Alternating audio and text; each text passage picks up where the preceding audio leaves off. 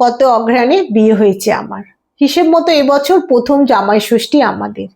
কিছুদিন আগে আমার বাবা নিজে এসে নেমন্তন্ন করে গেছেন এক মেয়ের একমাত্র জামাইয়ের প্রথম ষষ্ঠীতে। মা বাবার উত্তেজনা ছিল দেখার মতো। আমিও খুব খুশি ছিলাম মনে মনে। অনেকদিন পর বাড়ি যেতে পারার আনন্দ। অন্যদিকে সব আয়োজন শুধুমাত্র আমাদের উপলক্ষ করে।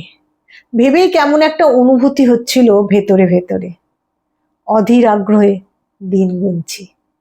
যথারীতি গতকাল রাতে ডাইনিংয়ে খেতে ব্যস্ত স্বামীর কাছে মায়ের জন্য একটা শাড়ি আর কিছু ফল মিষ্টি নিয়ে আসার আবদার করলাম। কারণ আগামীকাল ভোরেই আমাদের রওনা হওয়ার কথা। আমাদের কথাবার্তা শুনে রান্নাঘর থেকে আমার শাশুড়ি মা বেরিয়ে এসে ফতেয়া জারি করলেন। তোমার কি কোনো কাণ্ডজ্ঞান নেই? শুনছো কাল আমার মেয়ে জামাই নাতি নাতনি আসছে বিদেশ থেকে। তুমি চলে গেলে ওদের খাতির যত্ন করবে কে? আমার তো বয়স হয়েছে, মেয়েরও তো একটা মান সম্মান আছে নাকি? এখন থেকে তোমাকেই তো সব দায়িত্ব নিতে হবে। অনেক দিন তো হলো, একটু একটু করে সংসারের হাল ধরার চেষ্টা করো এবার। এমনিতে শাশুড়ি মা আমাকে তুই তুকারি করলেও কোনো বিষয়ে যদি মনক্ষুণ্ণ হয় তাহলে আমাকে তুমি বলেই কথা বলে। আমি অসহায়ভাবে আমার স্বামীর দিকে তাকালাম, কিন্তু আশ্চর্য হলাম। কিছু না বলেই সে চুপচাপ খেয়ে উঠে গেল শোবার ঘরে দিকে। শাশুড়ি মা নিজের মনেই গজগজ করতে লাগলো। 3 বছর হয়ে গেল মেয়েটা নাতি নাতনিগুলোর মুখ দেখি না। আমারও তো ইচ্ছে করে ওদের একটু ভালো মন্দ করে খাওয়াতে, একটু গল্প গুজব করতে। এখন থেকে এখানে তোমার বাপের বাড়ি একদম পাশেই, পরে এক সময় গেলে হবে না? বুঝি না বাবা। আমি আর কথা বাড়ালাম না। ঘরে ঢুকতেই বর বলল, কি বলবো বলো? আমি তো কাল যাওয়ার জন্য নিজেই খুব এক্সাইটেড ছিলাম গো। তুমি বলার আগে মায়ের শাড়ি আর বাবার পাঞ্জাবি কিনে এনেছি অফিস থেকে ফেরার সময়। আলমারিতে রাখা আছে দেখো। কিছুক্ষণ চুপ থেকে আবার বলল, আমি নিয়ে যেতেই পারি, কিন্তু মায়ের উপর দিয়ে গেলে খুব অশান্তি হবে। এভাবে মনোমালিন্য করে গিয়ে আমাদেরও তো ভালো লাগবে না বলো? কি আর করা যায়, একটু ভেবে দেখো। বুঝে গেলাম এ ব্যাপারে শাশুড়ি মায়ের সিদ্ধান্তই চূড়ান্ত। এরপর যদিও আমি জোর করে বেরিয়ে যাই তাহলে হয়তো আমার বাবা মায়ের শিক্ষা দীক্ষার উপর প্রভাব পড়বে। আর বাবা মার অপমান আমি কিছুতেই সহ্য করতে পারবো না। তাছাড়া এটাও ভাবলাম, বিয়ের সময় ননদরা আসতে পারেনি। প্রথমবার দেখা না করে চলে যাওয়াটা খুব দৃষ্টিকটু মনে হবে। তাই মনকে বুঝিয়ে নিলাম সেইভাবে। পরের দিন খুব সকাল সকাল উঠে পড়লাম, অনেক পদ রান্না করার আছে বলে। তৈরি হয়ে রান্নাঘরে এলাম। গ্যাসের ওভেনে একদিকে মুগ ডাল আর অন্যদিকে চিংড়ি মাছের মালাইকারি ফুটছে। ফুটছে আমার বুকের ভেতরের আগুন পাখিটা। বাবা নিশ্চয়ই সকাল সকাল বাজারে গিয়ে নিজের হাতে করে কিনে নিয়ে এসেছে গাছ পাকা আম, চিড়ে, দই, নামি দোকানের মিষ্টি, সরু চাল, কাটাপোনা মাছ। মা হয়তো সবচেয়ে দামি চাদরটা বিছিয়েছে, কাঁসার বাসন ঝা চকচকে করে রেখেছে। উপোস করে পুজো দিয়েছে ষষ্ঠীর। কিন্তু জামাই ষষ্ঠী আজ সোনার পাথর বাটি। এইসব ভাবছি এমন সময় মা ফোন করলো।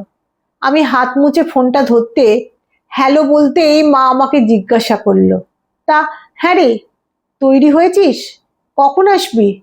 বড্ড রোদ গরম বাইরে, সকাল সকাল বেরিয়ে পড়িস, বেশি দেরি করিস না। অনেক চেষ্টা করেও কিন্তু মায়ের কাছে আমি নিজেকে আটকে রাখতে পারলাম না। ঝরঝর করে কেঁদে ফেললাম। গতকালের ঘটনা সবটা মাকে খুলে বললাম। মা কিছুক্ষণ চুপ করে থেকে নিজেকে সামলে নিয়ে বলল, বিয়ের পর অনেক ত্যাগ স্বীকার করতে হয় রে মা। সংসার সুখের হয় রমণীর গুণে। মন খারাপ করিস না, সেও তো তার বাবার বাড়ি আসছে। বাড়ির বউ হিসাবে তোমারও তো দায়িত্ব আছে, তাদের আদর যত্ন করা, তাদের খেয়াল রাখা। কিন্তু কিছু সময়ের জন্য নিজের স্বার্থ দেখলে চলে না যে বাবা। এ তো আমাদের মা শাশুড়ি মায়ের শিক্ষা। মা যতই বলুক, আমি কিন্তু দেখতে পাচ্ছি মায়ের হাতে সদ্য কেনা নতুন তালপাতার পাখা, কাঁসার বাটি দিয়ে ঢাকা দেওয়া চিড়ে, দই, আম, ফলের বাটা গুছিয়ে রাখা, মায়ের পরনে বিয়েতে তত্ত্বে পাওয়া লাল ঢাকাই শাড়িটা, চোখের কোণে জল। স্বার্থত্যাগ শব্দটা কেন এক পেশে ঠাকুর? সবে মায়ের ফোনটা রেখে রান্নায় মন দিয়েছি, এমন সময় হৈ হৈ করে ঢুকলো ওরা তিনজন। ননদ আমাকে রান্না করতে দেখে মুচকি হেসে ভেতরে চলে গেল। একটু পরে ওদের শরবত দিতে গিয়ে দরজার এপার থেকে শুনতে পেলাম মা মেয়ের কথোপকথন। আমার ননদ ফিসফিস করে জিজ্ঞাসা করছে, ও তাহলে গেল না মা? তোমার কথা শুনে থেকে গেল? কিছু অশান্তি ঝামেলা না করে? এরকম মেয়ে তো আজকাল দেখা যায় না। আমার শাশুড়ি শুধু বলল, দেখিস না বেটা বউকে এমন করে টাইট দিই। এমন সময় আমি ঘরে ঢোকায় ওরা আলোচনা বন্ধ করে দিল। শাশুড়ি জিজ্ঞাসা করলেন সব রান্না হয়ে গেছে কিনা। সব হয়ে গেছে বলতে উনি বললেন ওনার ঘরে গিয়ে ষষ্ঠীর সবকিছু গুছিয়ে রাখতে। আর এটাও বললেন বাসন্তী পোলাও আর নিরামিষ আলুর দমটা উনি নিজে হাতে করবেন। আমি নন্দাইয়ের জামাই ষষ্ঠীর সমস্ত উপকরণ গোছানোর জন্য শাশুড়ির ঘরে গিয়ে দেখি খাটের ওপর একটা শাড়ির প্যাকেট। লোভ সামলাতে পারলাম না, খুলে অবাক হয়ে দেখি পরশু শাশুড়ির সাথে বাজারের টুকটাক জিনিস কিনতে গিয়ে এই শাড়িটা একটু নেড়ে চেড়ে দেখছিলাম। রংটা ভারী পছন্দ হয়েছিল। এমন সময় শাশুড়ি মা ঘরে ঢুকতে আমি জিজ্ঞাসা করলাম, এটা বুঝি বড়দির জন্য নিয়েছো? উনি হেসে বললেন, আমার ভালো মেয়েটার জন্য না নিয়ে কি পারি বল? বলে শাশুড়ি শাড়িটা আমার গায়ে ফেলে বলল, তোকে বেশ ভালো মানাচ্ছে কিন্তু। সবকিছু মিলিয়ে মনটা ভারী তেতো হয়ে গেল। সব আয়োজন করে দিয়ে সবে বসার ঘরে এসেছি, হঠাৎ দরজায় কলিং বেল বাজলো। দরজা খুলে আমি তো ভীষণ অবাক হয়ে গেলাম। দেখি দুই হাতে দুটো ব্যাগ নিয়ে বাবা দাঁড়িয়ে, পেছনে লাল ঢাকাই শাড়ি পরে মা। বেলের শব্দ শুনে শাশুড়ি মা আর ননদ ছুটে বেরিয়ে এলো, যেন ওদের আসার অপেক্ষাতেই ছিল। শাশুড়ি মা হেসে এগিয়ে এসে মাকে জড়িয়ে ধরে বললেন, এই যে বড় কুটুম, আসুন আসুন, সব জোগাড় যন্ত্র হয়ে গেল, আর এতক্ষণে আপনার আসার সময় হলো। শুভ কাজটা তাড়াতাড়ি শুরু করা যাক। কই আমার দুই ছেলে গেল কোথায়? আমি এতটাই আশ্চর্য হলাম যে মুখ দিয়ে কথা সরছিল না। মা শাশুড়ি মা নিজে নিজে জামাই ষষ্ঠীর পর্ব মিটে যাওয়ার পর শাশুড়ি মা উঠে এসে আমার চিবুক ধরে চুমু খেয়ে বললেন, তোমার মায়ের জামাই যেমন ভালো ছেলে, আমার বউটাও তেমনি ভালো মেয়ে। আমি বৌমা ষষ্ঠীতে বিশ্বাসী নই, কিন্তু মা ষষ্ঠীর দয়ায় সব সময় সন্তানরা ভালো থাক, সুখে থাক। মা হিসাবে এতটুকু তো চাইতেই পারি। আশীর্বাদ হিসাবে এটা তোমার জন্য নেওয়া ছিল, বলে শাড়ির প্যাকেটটা আমার হাতে ধরিয়ে দিলেন। হতভম্ব হয়ে আমি শুধু বলতে পারলাম, কিন্তু মা, আমাদের ছজনের মতোই তো রান্না। আমার মা তখন হাত নেড়ে বলল, ওসব তোকে চিন্তা করতে হবে না, আমাদের আজ ষষ্ঠী। আমরা দুই দিদি বোন নিরামিষ পোলাও আর আলুর দম খাবো। কি রে, এরকমই তো কথা ছিল।